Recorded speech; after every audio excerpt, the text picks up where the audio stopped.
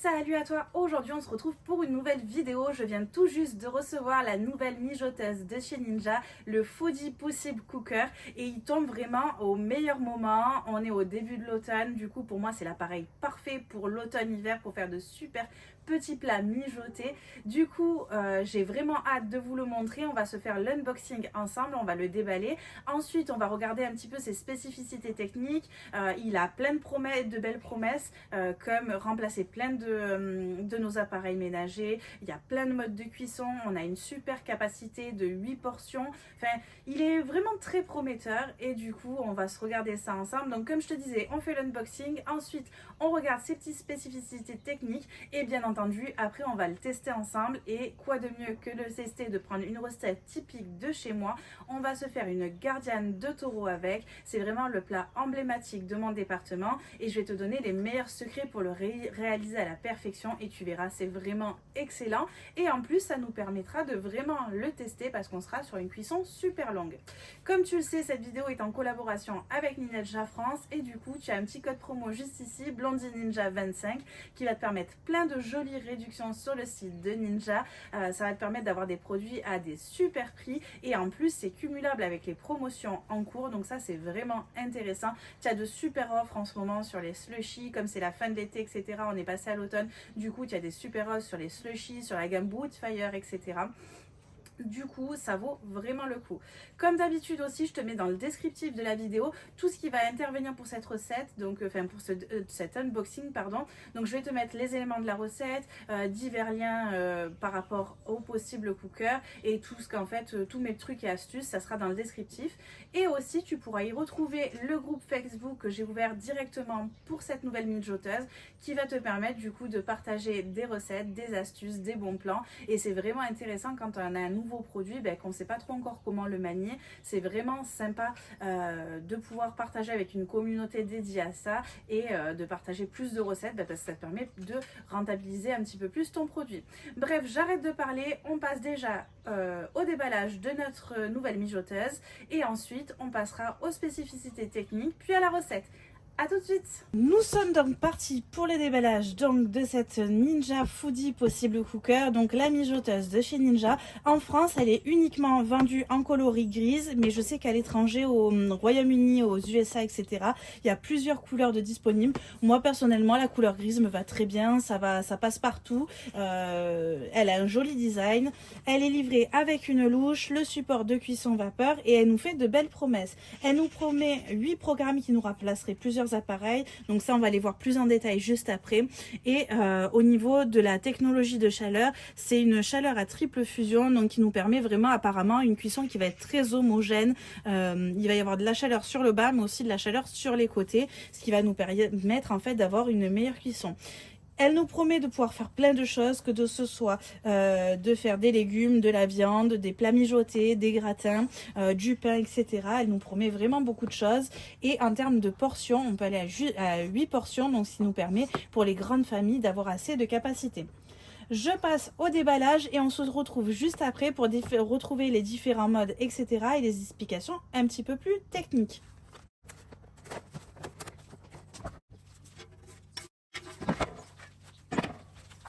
D'habitude avec Ninja, déballage très facile, il n'y a quasiment rien à construire, il y a juste à assembler les différents éléments. Du coup, on a la cuve de cuisson, on a une louche qui est mise avec un petit support qui permet de la placer sur le dessus, ce qui est quand même ultra pratique quand on cuisine, et la cocotte qui s'enlève en fait du support de cuisson. La cocotte est en fonte d'aluminium et elle peut aller au four jusqu'à 240 degrés, donc ça c'est vraiment pratique quand on doit cuisiner par exemple des rôtis et terminer la cuisson au four, etc. Mais bon, est-ce qu'il y en a vraiment l'utilité, sachant qu'on peut utiliser le mode four sur la mijoteuse? Je ne sais pas. Au niveau du prix, la mijoteuse Foodie Ninja Cooker est à proposer sur le site internet à 179 € et avec mon code promo Blondie Ninja 25, elle tombe à 158 €, donc c'est vraiment pas mal. Elle fait quand même très qualitative, il y a de la place au niveau de la cuisson et ensuite on va regarder surtout qu'est-ce qu'elle propose au niveau des modes de cuisson. Comme d'habitude, c'est livré avec un petit mode d'emploi et quelques recettes pour nous aider dans un premier temps à mieux nous en servir. Et ensuite, on retrouve la console qui est souvent sur les mêmes appareils de chez Ninja avec le bouton power, donc pour l'allumer et éteindre, la température de cuisson qu'on peut modifier, le temps de cuisson qu'on peut modifier, le start and stop, la petite molette pour choisir les programmes. Et au niveau des programmes, on va avoir Slow Cook qui est pour mijoter. Donc on peut aller jusqu'à 12 heures de mijotage. Sauter, donc ça c'est pour faire revenir les aliments. Stirm, c'est pour la cuisson à la vapeur. Braiser les aliments. Mijoter ici, donc ça c'est plus sur des plus courtes durées. Bake qui est comme pour une cuisson au four. Proof pour faire lever les pâtes. Donc ça c'est vraiment pas mal quand on va préparer les brioches, etc. Ben, on peut faire lever la pâte dedans, les brioches, les pizzas et les pâtes à pizza, etc. Et Keep Warm qui va nous permettre de maintenir notre plat au chaud le temps qu'on serve, etc. Donc c'est assez complet en termes de mode de cuisson. Et comme je vous disais, pour le prix, donc avec le code promo on tombe à 158 €. On est vraiment pas mal quand même, surtout pour la surface de cuisson. Un appareil qui est vraiment assez sympa. Et j'ai vu qu'avec les mijoteuses on faisait vraiment beaucoup de choses. On peut faire vraiment beaucoup de choses en laissant, on prépare tout le matin avant de partir travailler, on met tous les aliments dans la cuve, on met en slow cook et en fait on rentre 8 heures plus tard le soir à la maison et notre repas est déjà prêt. Donc pour moi je trouve que c'est vraiment l'appareil de l'automne-hiver, vraiment parfait, parfait aussi pour faire du batch cooking, etc. Donc je suis vraiment pas intéressée par ce produit. Comme je vous ai dit, on a la louche, donc qui est en plastique, le couvercle en verre et il est livré aussi avec un petit support de cuisson qui va nous permettre les cuissons à la vapeur ici directement. Donc c'est vraiment pas mal aussi. Je pense qu'on a fait un petit peu le tour au niveau des capacités techniques, etc. Il y a juste la puissance que je vous ai pas donnée. La puissance électrique, c'est 1200 watts, pardon. Donc c'est plutôt pas mal, ce qui va nous permettre de faire plein de choses, briser des viandes, etc. Et moi, ce que j'aime bien aussi, c'est le fait que ce soit livré avec une cocotte en fonte. Même si c'est que de la fonte d'aluminium, moi, je trouve ça pas mal. C'est vraiment facile, des produits qui sont super faciles à nettoyer. Donc on est plutôt pas mal. Allez, on passe à la suite et là on va passer au niveau de la recette.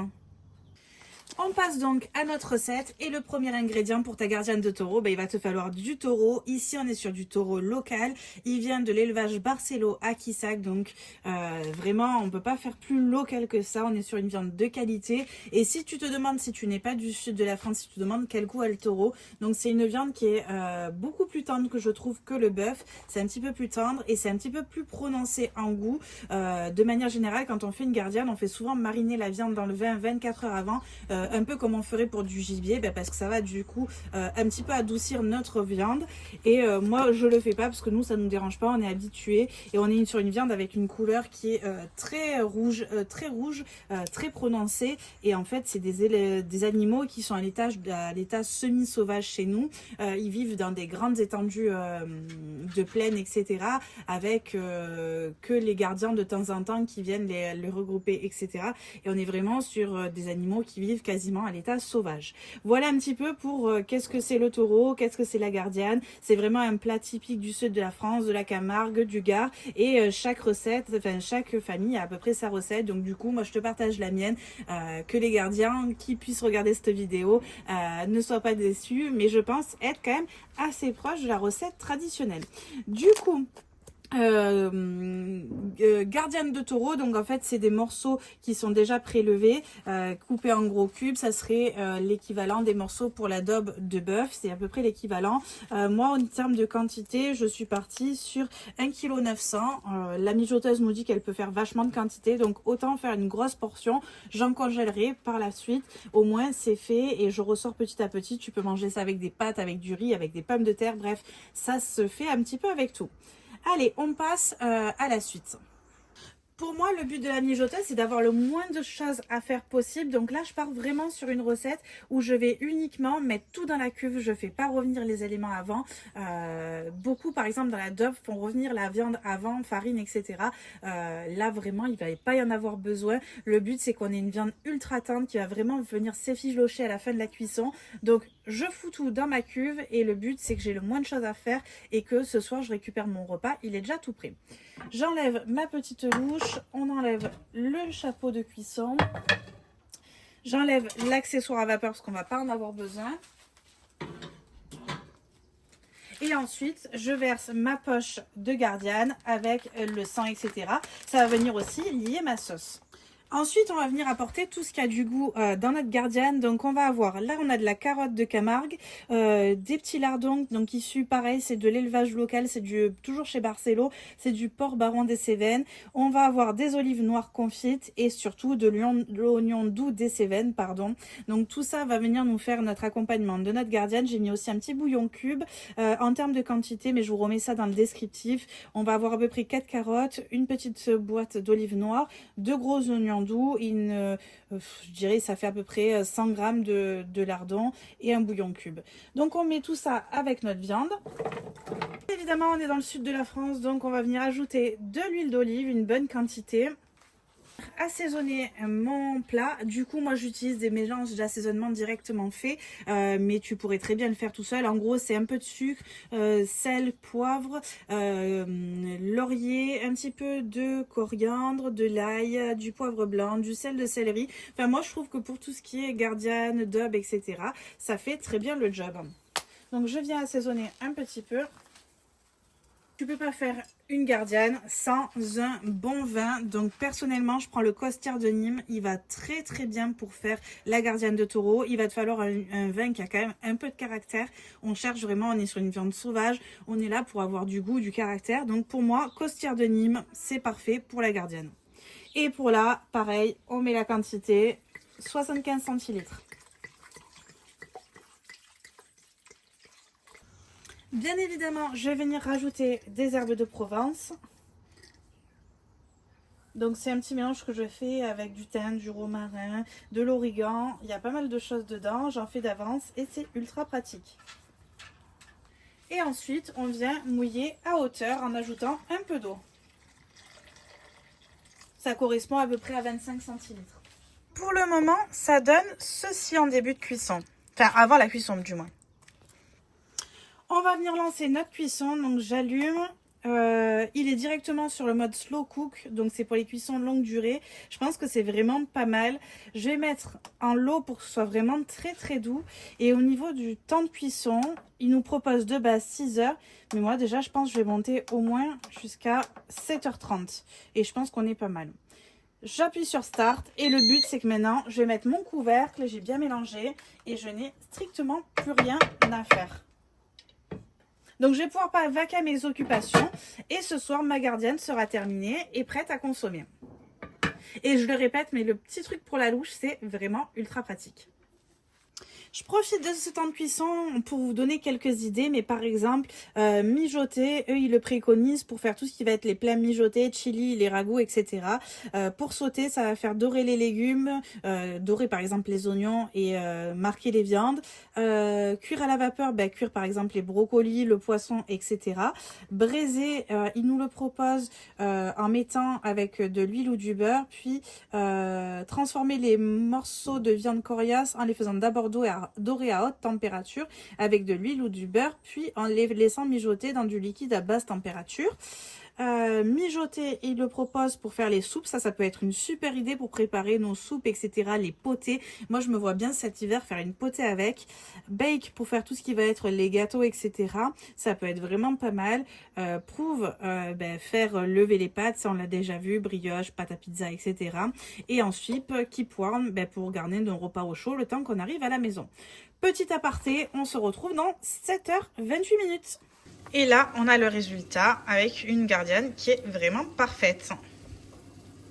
J'essaye de vous montrer. J'ai laissé un petit peu refroidir et au niveau de la viande, elle s'effiloche toute seule. Comme vous pouvez le voir. On est déjà à la fin de cette vidéo, j'espère qu'elle t'aura plu, qu'elle t'aura permis de te faire un meilleur avis donc sur cette nouvelle mijoteuse de chez Ninja. Moi en tout cas je suis vraiment conquise, j'ai vraiment hâte de la tester sur plus de choses, plus de recettes, tester du pain, tester de braiser du poulet par exemple dedans, enfin bref j'ai plein d'idées pour la rentabiliser. Comme d'habitude tu peux me rejoindre, je te mets en dessous le lien sur le groupe Facebook dédié à cette mijoteuse de chez Ninja, donc je te mets le lien juste en dessous, c'est vraiment la communauté de la Foodie Possible Cooker. Tu vas pouvoir partager tes recettes, des astuces, des bons plans, t'aider à mieux t'en sortir avec ta mijoteuse. On peut aussi se retrouver sur Instagram, Blondicam Barbecue. Et comme d'habitude, je te rappelle mon petit code promo valable sur tout le site de Ninja, Blondie Ninja 25. Je te dis à très vite pour une nouvelle vidéo et surtout, à bientôt!